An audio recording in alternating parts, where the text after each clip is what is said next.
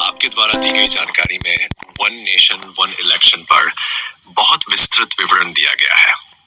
इसका उद्देश्य यह है कि पूरे देश में एक ही दिन या सीमित समय सीमा में लोकसभा, राज्य विधानसभाओं और स्थानीय निकायों के चुनाव संपन्न कराए जाएं।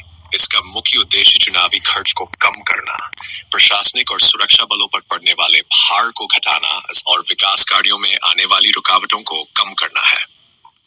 प्रधानमंत्री नरेंद्र मोदी लंबे समय से इस विचार को आगे बढ़ा रहे हैं और इस पर चर्चा हो रही है कि सरकार इसे अपने मौजूदा कार्यकाल में लागू कर सकती है। हाल ही में रामनाथ कोविंद की अध्यक्षता में एक समिति भी बनाई गई है जिसने इस मुद्दे पर विचार किया और अपनी रिपोर्ट सौंपी है। हालांकि इसे लागू करने में कानूनी और संवैधानिक बदलाव की जरूरत है। इसके अलावा क्षेत्रीय दलों के अपने तर्क हैं कि इससे राज्य स्तरीय मुद्दों को पर्याप्त महत्व नहीं मिलेगा और राष्ट्रीय मुद्दों के सामने वे दब जाएंगे। यही कारण है कि इस पर सभी राजनीतिक दलों के बीच अब तक एक राय नहीं बन पाई है।